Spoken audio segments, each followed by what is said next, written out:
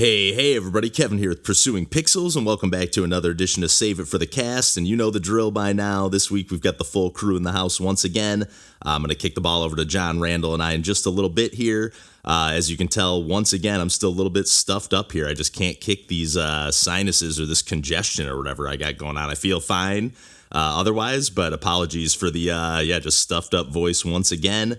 But yeah, once I kick the ball over to John, Randall and I, we're going to be talking mostly all video game stuff, mostly a little bit of Monster Hunter World and Wilds action. And then we get into a little bit of God of War on PS4, which I've been playing quite a bit of, although I got to admit I haven't picked it up too much since we last talked about it here during this recording session, which was back at the beginning of the month here. But yeah, we talk a little Naughty Dog, a little Tetris Effect, a little game collecting, kind of all over the map, but mostly leaning into like some of the PS4 stuff that I've been picking up or playing lately. And I guess I should say picking up as well, because I've been doing a little bit more game collecting before I get into some of the stuff that I've been playing.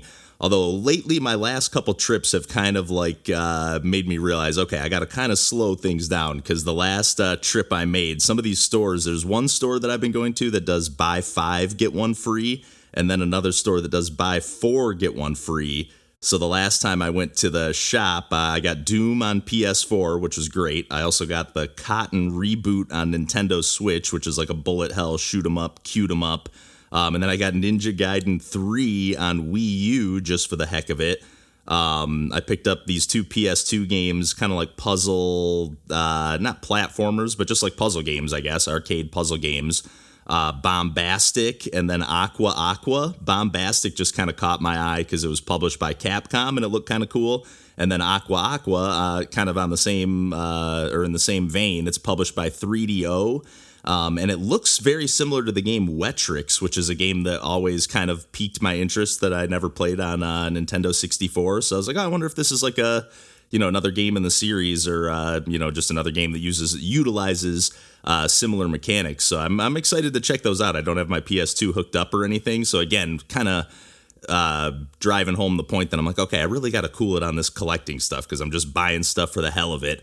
I bought a couple of original Xbox games, Chronicles of Riddick, Escape from Butcher Bay, which I didn't even realize was a primarily first-person game. I was looking at a little bit more at the game later on. I just know that was one that everybody seemed to love back in the day. And then I also picked up Deus Ex Invisible War on the original Xbox.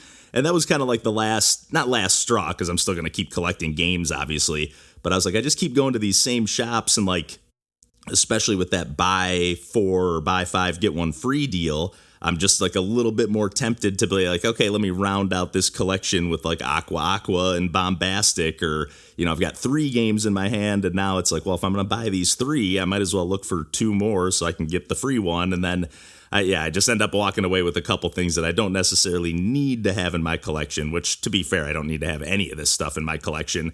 But nonetheless, it's just been still been fun going to the video game shops and picking some stuff up and getting nostalgic for, like Deus Ex, for example. Like, I've never played any of the games in that series, but I always remember seeing like that shiny foil cover at the game stores back when I would, or even at Best Buy or wherever I would see it when I would be shopping around it looking for games. So it just was like, hey, this is a nice clean copy for $10. Might as well snag it just in case I ever feel compelled to play a game in this series. But as for some of the gaming I've been doing, I guess I'll talk a little bit about Tetris Effect here, because I don't think I'm going to dig into that on the podcast proper. I mean, it does come up just a tiny bit here in the conversation coming up with John, Randall, and I. But I scooped up a physical copy of Tetris Effect, which at first I was a little bit bummed, because I realized that, they released this newer version, Tetris Effect Connected, which is essentially the same game, but adds apparently some like multiplayer modes, both cooperative and competitive. So I was like, not that I play a ton of multiplayer stuff, but I was just a little bummed that I scooped that up and, okay, there's like a newer, quote unquote, better version of the game out, that I would have rather had on my shelf. But obviously it's not on the actual disc itself, but when I popped it in, it just auto updated, and the title screen is Tetris Effect Connected. So I noticed it, because I was like, wait a minute, multiplayer modes, I thought there wasn't any of that in here. So I haven't obviously explored any of the multiplayer modes, but having played a little bit of the just regular journey mode, which is kind of like the campaign of this game, if you will. I was talking to the guys a little bit about it the other day before we recorded the regular episode, a couple nights ago. But I was telling him it kind of feels like if Sayonara Wild Hearts met Tetris, and that's overselling it a little bit because Sayonara Wild Hearts is one of my favorite games of all time. And I guess you could argue, like a lot of people think Tetris is one of the best games of all time. So definitely overselling it a little bit, but just in the way that like the music and the visual presentation is like such a prominent element of the game, and like the way the soundtrack and soundscape just gets put together like in the early goings of the game. I'm just gonna end up repeating myself because I might end up chopping out some of the conversation that John, Randall, and I had about this the other day too, but it just does such a great job with like shifting up, like creating like a soundscape at first and then like layering in more elements of music as like the stage progresses on, and each stage you just have to clear 36 lines before you move on to the next one. And usually each like area is made up of like anywhere from 3 to 5 or maybe even 6 stages that you have to play consecutively back to back to back. Although it does, like if you fail on one of the stages, then you can just pick up right where you left off, or not where you left off, I'm sorry, but on the stage you were on with a totally clean slate, because otherwise you're kind of picking up where you left off. Like you clear one stage and you move on to the next one, but you're left with all the, tetramino pieces that you've already placed, to work with. So sometimes it might be a good situation, but sometimes you might have, just barely squeaked by clearing that previous stage and go, okay, I really don't have any room to work with. I'm just going to fail here quickly and then start over with a clean slate. But yeah, I've just been having a ton of fun playing that game. It's really been kind of sucking me in. And yeah, like I said, I've played a little bit more of God of War since I last talked about it, not even on the podcast, but just chatting about it with the guys before we recorded. But I've still been really enjoying that game. It's just like, I don't know if I'm right in the right mood to keep, forging ahead on that one. So I'm kind of savoring it for a better time, because I really was just blown away with the first few hours of that game that I played. But otherwise, I've just been like popping in some random games on my Switch. Like I popped in that Cotton Reboot physical copy that I picked up, which is, again, just like a bullet hell, shoot 'em up, cute 'em up. And I actually got pretty hooked on that one. It's got a simple mechanics, but like there's all these crazy gems flying around that give you all different power-ups, but then you can actually shoot at the gems and it like redirects your shot almost like a prism or something like that and powers it up. But then you're also like shooting at the gems again to get them to change colors so that they're either worth more points or that you can level up your different types of shots or magic spells or bombs and stuff like that. Like it sounds like there's a lot going on, but it's really, at the end of the day, it's just a shoot 'em up where I'm holding down, the fire button pretty much at all times. You got a relatively big character sprite, but it's one of those games where it's like you can see your hitbox is just like the heart, little emblem right on your chest. You're just kind of like a witch character riding on a broom.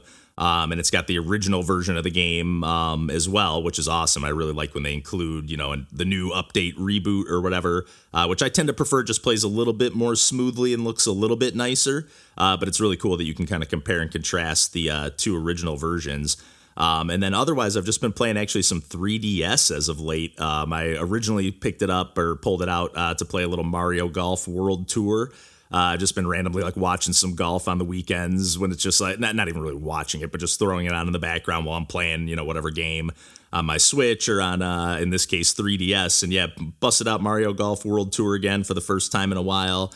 I gotta say, like, I like this game quite a bit, and it's definitely way better than Mario Golf Super Rush on the Switch. I think that's why I originally pulled this game out and talked about it on the podcast. But for whatever reason, I've been playing my 3DS here and there after picking up a few games recently for the system. So I was like, I got it all charged up and everything. Why not play a few courses? For some reason, I was thinking I hadn't really played through many of the DLC courses, but it clearly shows like my records that I've set and the birdie badges and everything like that on most of the holes. So I've just been kind of picking it up here and there. In most cases, I'm not even playing through all 18 holes. I just did the first like full 18 holes since I picked this game back up yesterday.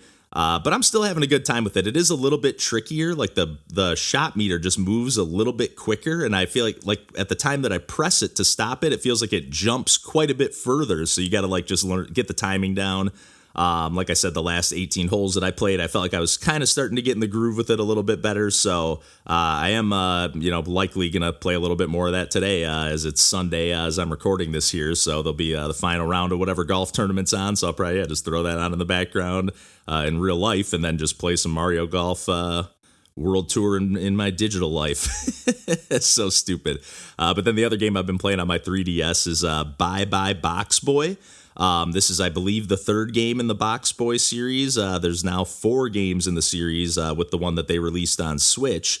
But this one, again, I thought I had played maybe a little bit of it. I knew I had played a good chunk of, I thought, most of these games. But when I fired it up, it seemed like I was starting with no progression, starting right from the very beginning of the game.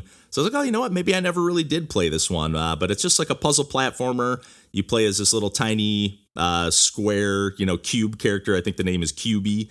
And then you can, every stage has like a set number of boxes that you can create and kind of like spawn off of yourself. So you can like freeze at any point in time. And then let's say if you can create 4 boxes on a stage, you can either press like up, left, or right to like kind of like extend a box out from your character the same exact size as your character. You basically take one tile up on the real estate on the screen. So then again, you're using this ability to kind of like extend. Again, if you have a set of like 4 boxes on this stage, to like maybe, reach up 3 tiles and then move over 1 tile to the right so that you can create this little like almost like hook at the top so that you can jump, have that little top little hook nub grab onto the corner of a ledge, and then you can like kind of press the retract button or whatever it is to kind of like pull yourself towards that end point. I think they call that like snaking or grappling. There's a few different like terms for like the different techniques in the game.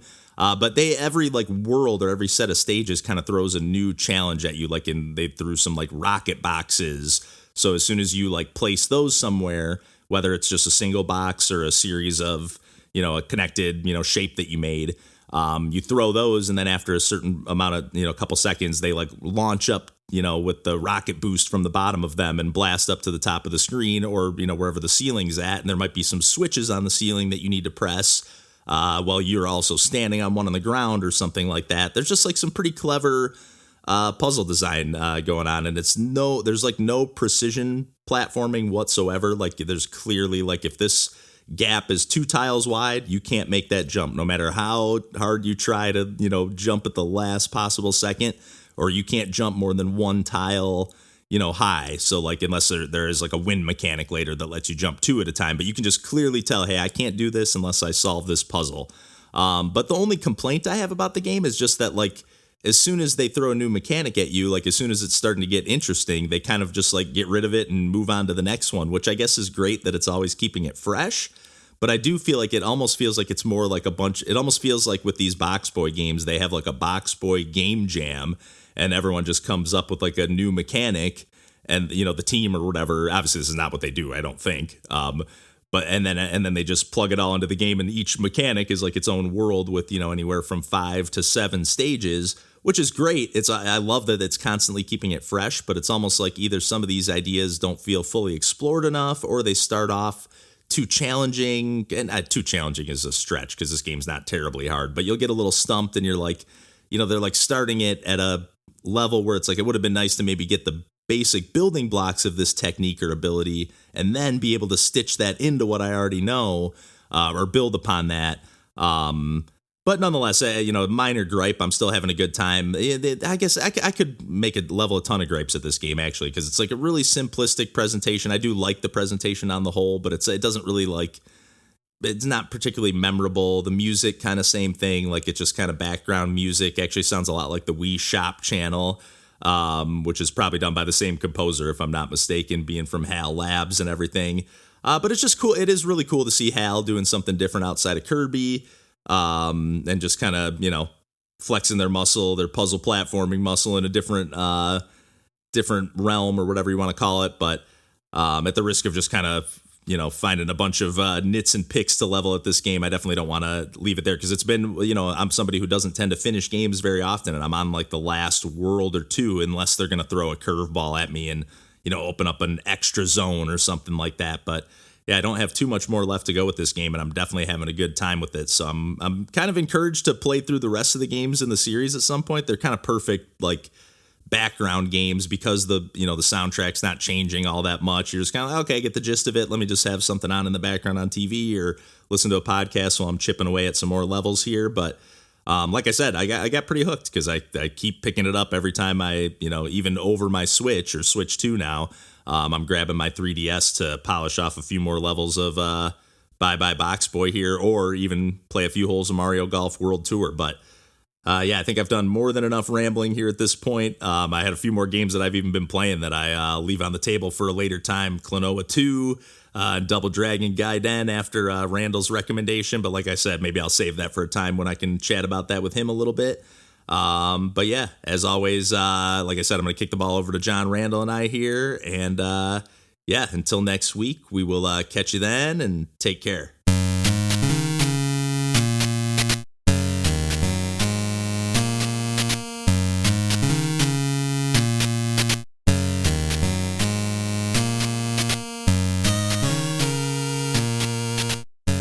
It's because of all the controversial things I was saying. Yeah, exactly. Yeah. It's because I was just sitting there mulling over if I should purchase Monster Hunter World or not.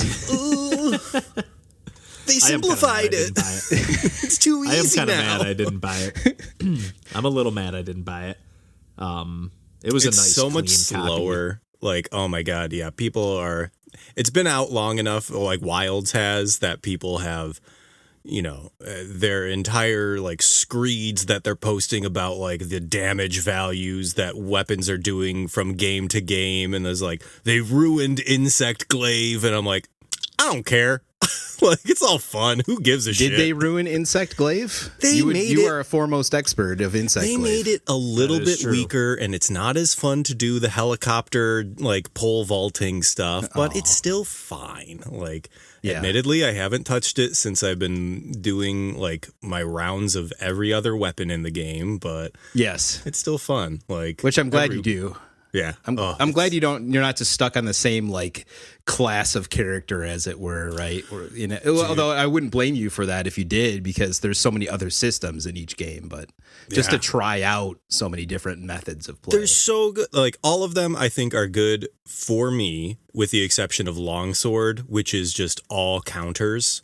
And it is just timing yourself like to parry a monster attack, and I can't do it. Yeah. It's why Bloodborne didn't click with me. It's why like Sekiro didn't click with me. It's like, no, I'm so bad at countering. I'm so bad at parrying. Like I cannot do a 40-minute hunt that is like built around parrying.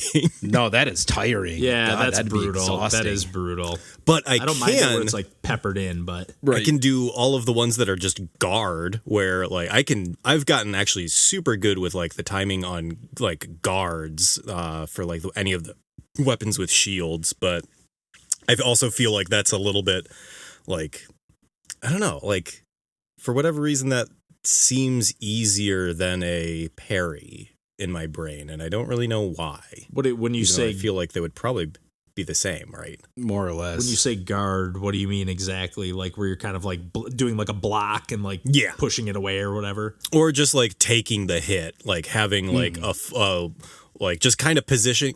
I guess actually, yeah, it's all positioning, because like you can definitely guard attacks from like super far away. So like if you know you're going to be in like the path of an attack, you can kind of just hunker down and take it. Whereas like if you're doing a counterattack, you also have to be positioning yourself within range, and and generally you have to be pulling that off within a much shorter amount of frames, you know, to properly pull the parry off. Yeah, you can guard way before an attack and like kind of like prepare yourself. Yeah, no, the window is way larger. It feels so good when you do it right, but I just couldn't imagine doing that the whole time for 40 plus minutes. That's insane. No. Yeah, it's nice. It's nice to have with like, you know, you get a horde of enemies thrown at you, and there's like the one or two that are like the heavies that you got to deal with that with, and then you take care of them, and then now I'm just like slashing and hacking my way through the rest of this or whatever. Yeah, like that feels a little bit better. Yeah, that feels brutal. Video games are fun. Yeah, I like them. Yeah, guys. Speaking of that kind of those kind of mechanics, like God of War's got a little bit of that too, or a lot of bit of that. Like a lot of like, you know, you whip your shield out. It's actually like, the controls are kind of interesting. Like you're mostly using the shoulder buttons for attack. Like R1's like a light attack with your axe. Is this how we get Kevin into Dark Souls? Yeah, honestly. I'll tell you what, man. I mean, it's the challenge too is like, I'm just playing on like the standard difficulty, and it's like perfect. Like I'm dying a little bit, but like not a ton. Like I'll usually like by the third or fourth try, I'll be able to take down like the wave of enemies that I'm dealing with. Nice. And it's just so cool. Like the little like your son character that's like along with you. On the adventure, like you can like press square to have them like fire arrows and like distract enemies. Nice. It's just like this game is awesome. it's like a masterpiece. So I was far like from what I've played. very curious about it because it does feel like kind of the next stage of that type of game, like after Uncharted. Or like in like the Last of Us like sort of era where, it was that AAA game, like very story focused, but it still had like the God of War elements of like the action and controls. Story and cinema first. Yeah. Yeah, I'm a little surprised almost how much, not that I ever played a ton of the PS2 / God of War 3, I think was on PS3. Mm-hmm. I think I played the most of that one, but really haven't played much of that series at all. But like I was surprised, the little bit I have played, like I was surprised how much of a sense of like that style combat that this game retained, because like what I'd seen is like that it looked like kind of slow and plodding and like whatever, and like no, you can like when you sprint, like it's almost like ridiculous how fast you run. Like it looks like I don't know, ridiculous. But then like the one of the first like kind of bosses you face is just this guy that's like mysterious to you, like you don't know who he is. He just shows up at your house knocking at the door, and you're like, oh, you tell your son to hide, and you go fight him. You have to kill him like 3 or 4 freaking times. Like he just keeps coming back to life. You smash him under like this huge like mountain. You literally just bury him under a mountain, and then he just like couple like you think it's over for sure, and then he just like lifts it up, and you hear him laugh, and he's like, ha, ha, ha, you thought I was done yet? And then eventually you just like choke him out at like the edge of this cliff and like snap his neck and then throw him into the ravine, and then he's finally dead. I think for real, but I don't know for sure. But I was like, holy shit, this game is awesome. This is like the first big sequence of the game, and you can throw your axe. So there's like some cool little puzzles where like you'll have to like grab like a lever or like some chains and like lower a gate, and then like while you're holding that, like pull out your axe and like throw something so that it'll like hold the door or the chains in place, and then scurry underneath it and then call your axe back to you and lift it back up so the other your son can jump across. Like it's awesome, man. It's sweet. I can't say enough good things about it. And you're just playing the first one, because then there's also the Ragnarok one. I know, and apparently that's been like spoiled that there's a new one in development too via like job listings. Nice. Like so and so saw that there's been listings posted for a new God of War game, and apparently really saw... go on. I was just gonna say they were referring to like the new game as like God of War 6. So I don't know if this game is considered God of War 4, and then Ragnarok is God of War 5. Like to me, I got the impression that this was like a little bit of like a reboot of the series or the franchise, but right. Yeah, I don't know if it's like a continuation of the story or anything, because I haven't played those other games much. I hadn't seen, and I still I guess haven't, like much like gameplay footage, but like I always got the impression that like the camera was a little bit closer behind your character in like in God of War 4 or whatever. It is. Yeah. And then that's an interesting, I don't know, like perspective. Is it like it's probably all still like dual stick camera controls? Yeah, right? Yeah, it's like, but it's weird. It feels more like Gears of War, like real zoomed up, like right behind your back, and you're like way off to the side. You're like on the left side of the screen almost. Instead of, not always though. Sometimes when you get into combat, you kind of more get into the center. But when it's like cinematic and you're like walking, you're like kind of off to the left. But the way it like frames everything is just, oh man, it's a masterpiece. Yeah, those are the interesting like design choices, I think, from that era of like AAA games, like where they position the camera, like in order to like focus on like different cinematic elements of like the things. Whereas like looking back at like the original God of War, it's like just looks like a regular third person action game where you like cameras with zoomed traditional video game cutscenes.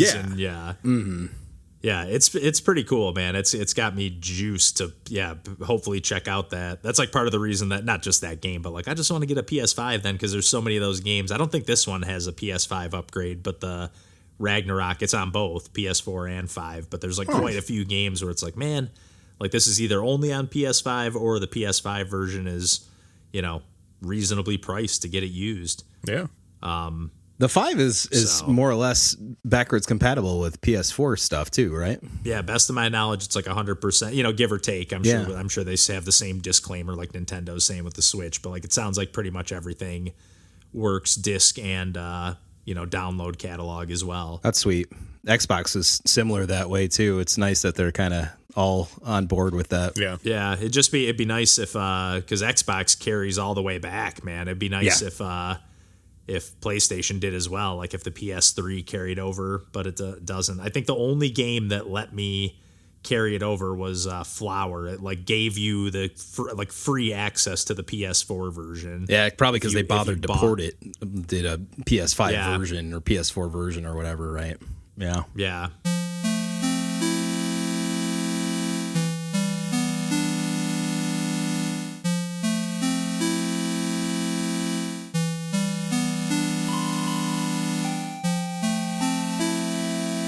Man, I've been doing a ton of gaming lately, even since we last talked. Hell yeah.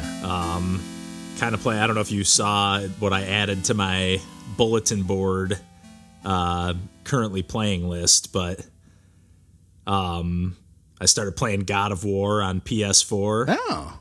And I'm kind of hooked, man. Nice. I think I played like 3 hours or so far. Nice. It's kind of amazing. It's effectively like a modern beat 'em up, right? Like sort of, but it's like, I don't know. It's also like, to the best of my knowledge, like of course you can like die and stuff in the game, but to the best of my knowledge, like the whole, like the way the game is presented is done as if it's done in one continuous shot, in film. I remember them And talking it's like, about that. So like it's so cool. Like the cutscenes just end, and then like, you know, it just like the camera just pans down under your over your shoulder or behind you or whatever, and then you're just like, it's just so, I don't know if I've ever played a game like this smooth and seamless between like the cutscenes and the combat and like the gameplay. Like of course there's a few little hiccups here and there with the like, you know, smashing an enemy against the wall and they're like glitching against it or something like where an animation looks weird for a second. Yeah. But like it almost feels like with this game they were just like saying like, move over, Naughty Dog, like sit down, like we're gonna show you how storytelling's done. Yeah, because that's just and not to like Sony diminish what those games do. Yeah, first party, right? yeah, it's Santa Monica Studios. Yeah. But holy shit, man. Like I literally multiple times, like at least 3 or 4 times in the couple hours or few hours I've played so far. Like I got like giddy at like something I was just like, oh shit, this is awesome. Like out loud to myself in my apartment. Like this game is freaking awesome. Man. I don't know how else to describe it, but like, and I got it for $9 in like, you know, at some random game store. And it's just insane. I'm kind of glad I just slept on my PS4 for so long and then realized I can get games for like, I had it in my stack the other day. I had Monster Hunter World in my stack because it was only $9. I was like, man, I should just buy this. Yeah, you should have. Nice clean copy. But then I was just like, I know I'm literally probably never. What is wrong with you, Kevin? I just will never play Why that would opening you do this to me? A rule where he only buys games he knows he's gonna play. Yeah, especially when I buy those original Xbox games. That Yeah, I right, pretty my much dude. no means of playing anytime soon. I'm not gonna play this game that John would happily play from zero all over again. They for what it's worth, they had a ton of copies, so it's not like I can't go back and Yeah, sure.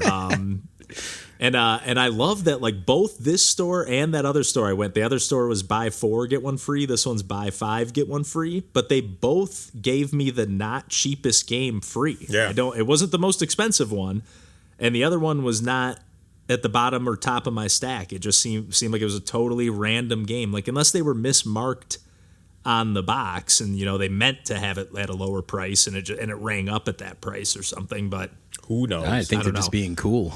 Yeah, I'm not mad about it. They were just like, yeah, Tetris Effect is going to be your free game today. I was like, I already had crunched the numbers. I was like, do I really want to spend like $85? And like your total comes out to 74. And I was like, oh, let's go. Let's complete that transaction quickly. Tetris Effect is so good, dude. Yeah, I know. I remember playing it on Game Pass for a minute. I'm kind of ticked that there's the connected version, which apparently is like the same game, just with like some multiplayer added modes. Like if I knew that existed. Okay, but the people playing multiplayer that, in Tetris Effect are like the people who play Tetris Effect or Tetris competitively. Yeah, you'll get destroyed. But there's cooperative modes as well, apparently. So playing cooperative sounds pretty cool. But nonetheless, I was like, getting it on PlayStation seems like the place to get it, since it has the VR capabilities. On that game, and then the new one as well. So that's part of the reason why I'm like, I'm committed. I'm definitely, I don't know when, but I'm definitely going to get a PS5. I need to have one.